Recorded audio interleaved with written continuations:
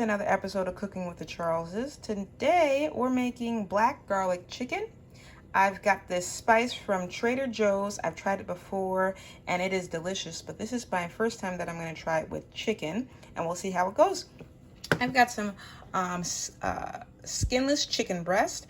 I'm going to clean them off and add some salt and lime to start. So it took about 10 minutes, but I cleaned up the chicken. Just keep in mind, these chicken breasts were thick, so I cut them in half. I added the lime. I used about 1.5 limes, the juices of the lime. And then I added about, I want to say a little less than a tablespoon, kind of simmered that on of salt. And we're going to let this rest for at least an hour, but I'm probably going to do a couple hours. So it has been a couple of hours for me. What I did was I rinsed the chicken, and then I put a little bit of hot water on there for a few seconds, and then I poured it right out. And then I created my spice mix. And here, of course, is the star, which is going to be the black garlic. I put about a tablespoon, maybe a little bit more, and there I also put garlic salt. I put Tabatha Brown's very good garlic seasoning. I've got Sriracha. I've got Umami, which is this one for today. I've got clove powder, black pepper, and some onion powder. I'm going to add this to the chicken, and then I'll come back just in case I decide to add anything else. Give me just a minute. To this, I also decided to add some of this hot sauce that, of course, I got from Trader Joe's. It has a citrus hint to it, and if you don't like spice, I probably wouldn't add too much of it. But you can see the chicken now. I didn't add all of the seasonings. Well, you can see what's left. Don't be intimidated to make your own spice blends. What I would suggest is just kind of give it a little taste first, just to make sure that it's balanced before you add it to whatever dish that you decide to add it to. But you can see that there's just only a little hole because we don't want to add too much. And then I'll just do about a tablespoon here. And let me taste it. I'll come back and I'll let you know if I need to add anything else. What I ended up adding was a bit more pepper sauce. I added the rest of the seasonings that I had, the little that I had in that bowl. And then I also added a little bit of water because I'm gonna let this marinate overnight. And you can just probably let it marinate for an hour or so, but I like for all the flavors to marry, especially the citrus. So I'm gonna let this marinate overnight, and then I'll see you tomorrow on the grill. It is the next day, guys. I've got my George Foreman indoor grill, the big one out.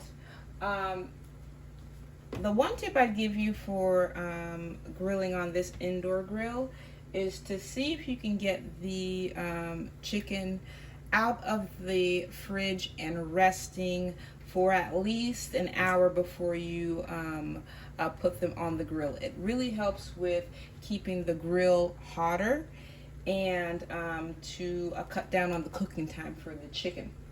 So I've got this on, and then it's on setting 4 out of 5. And give me just a minute and I'm gonna start to add the chicken. I think we're where we need to be. Here are the chicken breasts, a nice close-up look. For this cooking method, it's set about 10 to 12 minutes per side. But keep in mind, you know, you have to account for the size of the chicken breast. And then, you know, your preference, but just make sure the internal temperature is at least 165. So I'm going to start these out. I forgot if I told you, but I did put these out before I went to church. And they're still cool, but they're not like, you know, freezing cold from the fridge.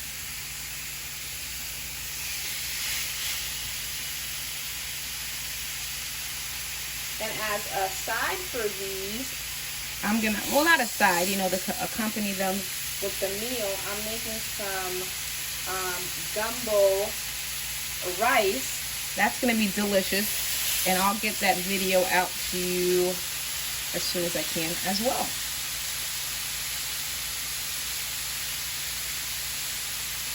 We're gonna finish putting these on. We'll put the lid so that they can steam, but I do hope that all the pieces fit. We did have a lot. We'll make some space. Make some space. Make some space. I don't want to overcrowd it, but I also don't want to have to cook another round if I only have a few left. I think we could do it. Put that one right there in the middle. Got a big fat piece on the bottom. It's alright.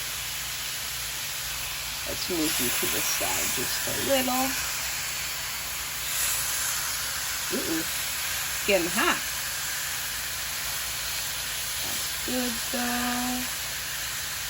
One more piece and it's not too big. Perfect. They all fit on the grill. I think I've got some of the little pieces right there. We'll just put it in there. You can sample when we're done. So that we're gonna start that off for 10 to 12 minutes, and then we'll flip. So I'll see you in a bit. It's been about 10 minutes. Ooh, let's check them out. It's going pretty good. It's going pretty good. Let me find some place to put this lid here, because we've got to start turning these bad boys around. Was this the first one or this one first one? Oh, whatever. We'll pick one. Has some good color.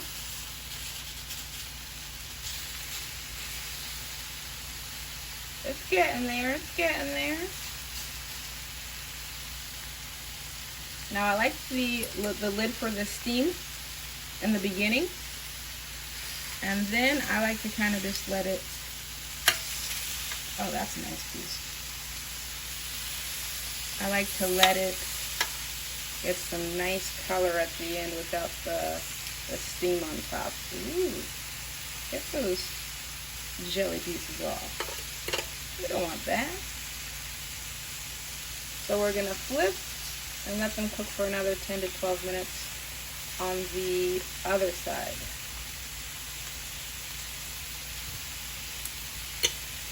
There we go. Oh, come on, it's time to flip. Good. One more piece. That one's gonna be nice and dark. Yes. Those are the marks I like. Well, you can clearly tell this side's hotter than that side, but we'll deal with it as long as it's cooked. I'll see you in a little, 10 to 12 minutes. It's been about 8 minutes, but I took the lid off because I wanted it to cook the rest of the way without the lid. And I'm just gonna flip them over one more time to make sure everyone gets some of that beautiful color that I want. But it's looking very, very good. And even smelling better.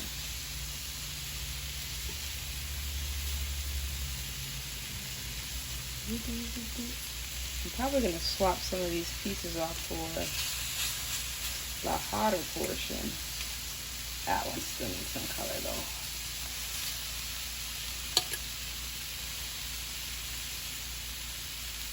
So we'll let this finish cooking the rest of the way, and we'll check back in when they're done.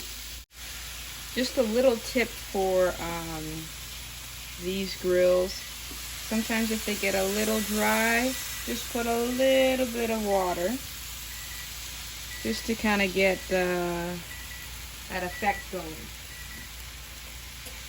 A timer went off, but that was set for 10 minutes, and I'm going to do a couple more. There we go. The chicken is ready. It's off the grill. Look at the steam. Look at the color. I sampled a little bit of it and the citrus flavor is coming out. The garlic flavor is coming out. It is absolutely delightful. What I'm gonna do now is my dad and my sister are coming, so I'm gonna wait for them to come and join me in this delicious meal. I'll see you in a bit.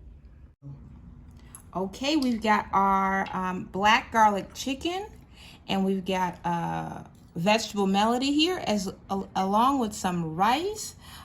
We're gonna dig in. I've got my sister Katya here with me. Hello. And then my dad over there. Say hi, Dad. Hello. They were so shy, so I'll taste this for you. We're digging in. Oh, nice, nice. Let's get a nice big chunk of chicken. Look at that, look at that. Nice and juicy. That's too big for me. We're gonna cut that one in half so we can get all these delicious giblets here. Oh, I need some of this one here. Squash. Yellow squash. You know, like I have you get a bite of just everything. Let's go in. Oh, okay. Whoop. Got it. Bon appetit. Delicious. You think it's delicious, Dad? It's delicious. It is. Even that squash, I like it. Now, if you enjoyed our content, make sure to like, share, and subscribe. We'd love to have you as part of the family. Thank you so much to our current subscribers and our new subscribers. We love you so much. And remember, life's better, well seasoned. We'll see you next week.